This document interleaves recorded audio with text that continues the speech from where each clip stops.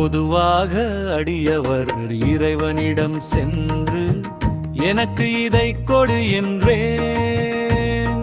வேடுவார்களால் மதுரையில் பாண்டிகள் மன்னனின் முன்னிலையில் பரத்துவ நிர்ணயம் செய்து கருட வாகனத்தில் வந்த எம்பெருமானை கண்டபோது அவனது அழகிய திருமேனிக்கு கண்ணேறு பட்டு விடுமோ என்று அஞ்சினாருடனே தந்தைக்குரிய அன்போடு இறைவனுக்கே பாதுகாப்பு வேண்டி பல்லாண்டு பல்லாண்டு என்று பாடினார். இறைவனையே குழந்தையாக கருதி மங்களாசாசனம் செய்ததார்.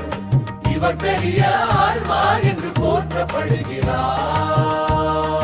திருப்பல்லாண்டு 4000 திருபலண்டத்தின் முழையிற திறப்பிள்ள பந்தத்தின் முதல் பாடலே இவருடைய திருப்பல்லாண்டு. தாம் வைணவ ஆலயங்கள் எந்த வழிபாடை தொடங்கினாலும் முதலில் இப்பாடே பாடப்படும். பெரியாழ்வார் திருமொழி இது சிறுகரிசை பாசுரங்கள் உள்ளன. கண்ணனின் சிறு பிள்ளை இலைகளை அழகாக ஒரு தாய் தன் குழந்தையை ரசிப்பது போல பாடியுள்ளார்.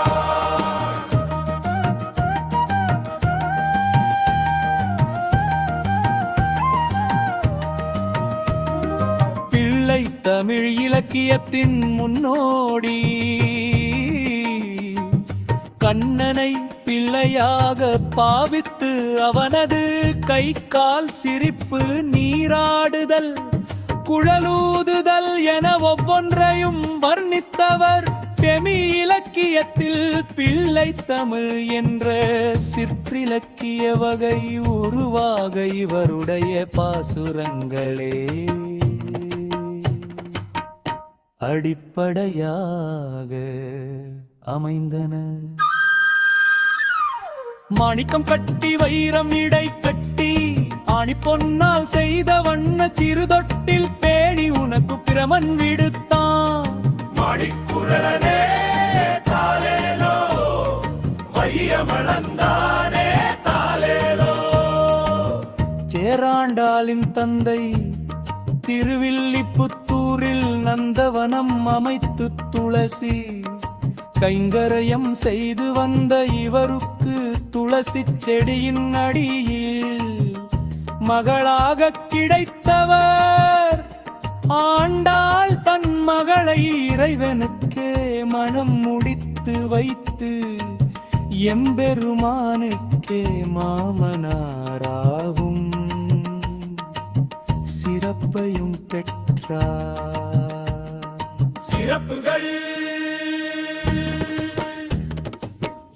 திருவில்லிபுத்தூர் அவதாரம் கருடனின் அம்சம் இயற்பெயர் விஷ்ணு சித்தர்.